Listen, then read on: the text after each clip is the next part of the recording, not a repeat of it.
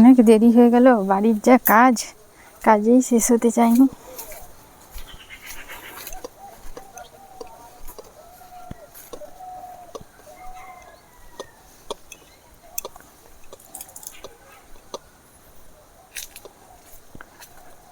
নমস্কার বন্ধুরা, পুতুলের রান্নাঘরে আপনাদেরকে স্বাগত জানাই। আমি দেখুন একবারে রেয়াজি খাসি নিয়েছি আজকে, খাসির মাংস। এই যে দেখুন, ঘরোয়া পদ্ধতিতে একবারে তাড়াতাড়িভাবে রেয়াজি খাসি রান্না করব। দেরি হয়ে গেল তো, তার জন্য তাড়াতাড়িভাবে রান্না করব। আপনারা প্রথম থেকে শেষ পর্যন্ত ভিডিওটি দেখুন, আপনাদের অবশ্যই ভালো লাগবে। এখন রান্নাঘরে যাই।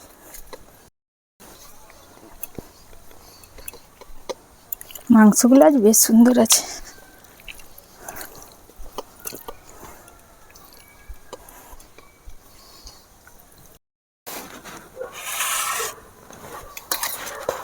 এবারে আমি খাসি মাংসটা ম্যারিনেট করে নেব।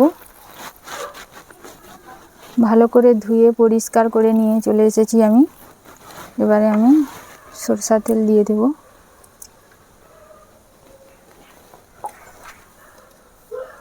হলুদ গুঁড়ো, লবণ,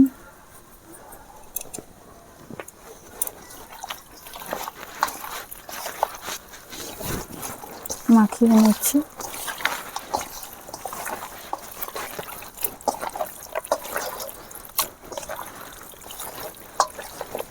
আমি এখানে 2 কেজি খাসি মাংস নিয়েছি। তারই মাপে আদা বাটা, রসুন বাটা, গোটা গরম মশলা, তেজপাতা, ঝাল লঙ্কার গুঁড়ো, একটা টমেটো, তেল নিয়েছি।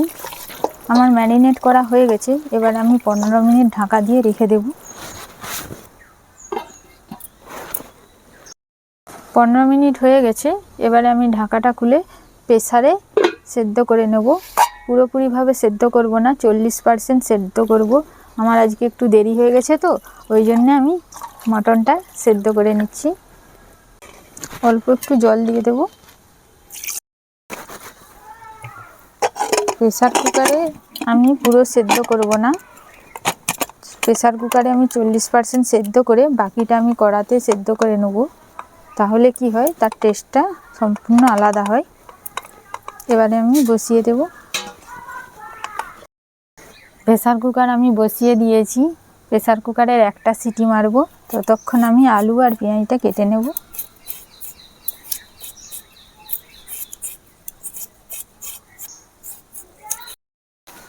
পেঁয়াজ আলু কাটা হয়ে গেছে আমার। এবারে আলুগুলো ধুয়ে আমি ভেজে নেব। টমেটোটাও কেটে নিলাম। আলু ভাজার জন্য কড়াতে আমি তেল দিয়ে দেব।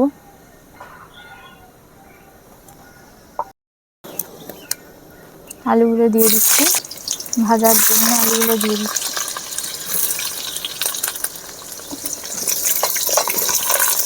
লবণ, হলুদ,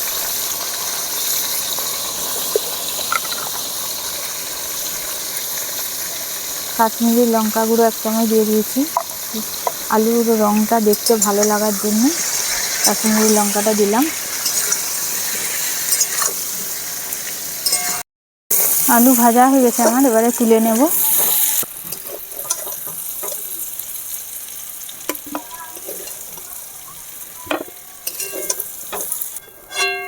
এভাবে লাল লাল করে ভেজে নিয়েছি। দেখুন, ওই কড়াতে মটর রান্না করার জন্য আমি তেল দিয়ে দিচ্ছি।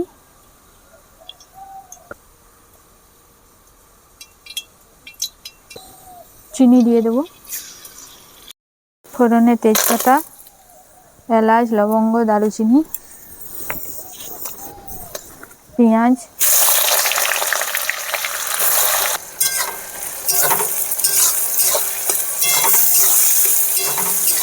পেঁয়াজ ভাজা হয়ে গেছে। এবারে রসুন বাটা দিয়ে দেব।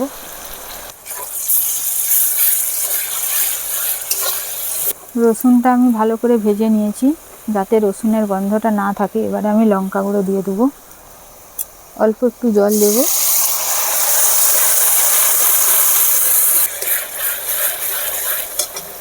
আদা বাটা,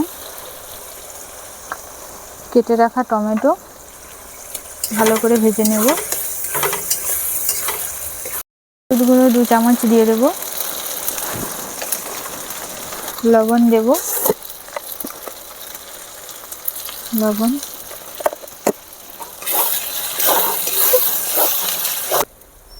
মশলা ভাজা হয়ে গেছে। দেখুন মশলা থেকে কিভাবে তেল ছেড়ে গিয়েছে। এবারে মটনটা দিয়ে দেব। দেখুন মটনটা এভাবে সিদ্ধ করেছি, এখনো সিদ্ধ হতে অনেক বাকি আছে, বসিয়ে বসিয়ে সিদ্ধ করে নেব।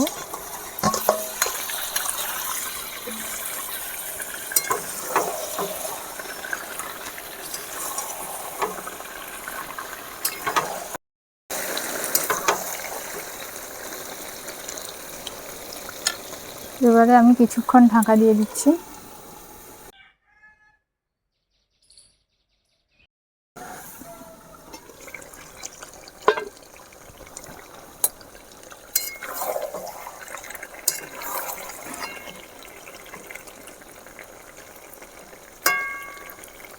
দেখি সেদ্ধ হয়েছে কিনা।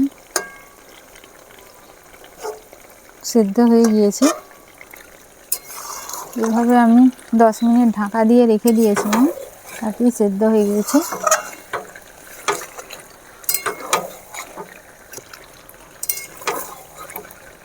মাংসের কালারটা দেখুন।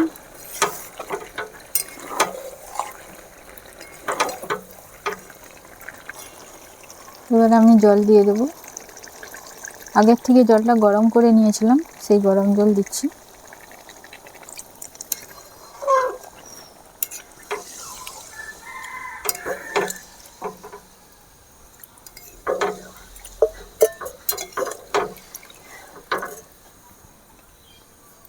ভেজে রাখা আলুগুলো দিয়ে দিচ্ছি।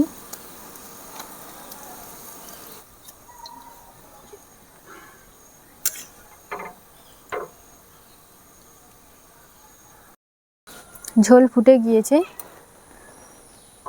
সব কিছুই ঠিকঠাক আছে, সেদ্ধও হয়েছে ভালো, কালারটা কত সুন্দর এসেছে দেখুন। এবারে নামিয়ে দেব। দেখুন আমি এখানে নিয়েছি বাটিতে, আমি টেস্ট করে দেখি। বাচ্চারা তো নাই বাড়িতে, সবাই এখনও খেতে বাকি আছে, ওই জন্য আমি আপনাদেরকে খাবার ভিডিও দেখাতে পারলাম না। বাটি একটু নিয়েছি।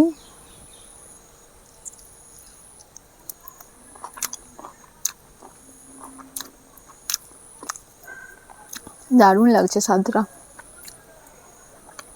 কালারটা দেখুন, আলুটা দেখুন কীভাবে সিদ্ধ হয়েছে।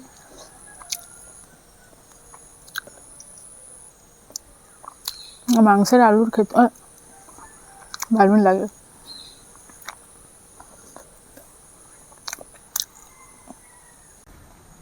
আজকের মতো ভিডিওটি এখানে শেষ করছি। আমার ভিডিওগুলি আপনাদের যদি ভালো লাগে ফেসবুকে আমার পেজটি ফলো করে রাখবেন, ইউটিউবে চ্যানেলটি সাবস্ক্রাইব করবেন। নমস্কার।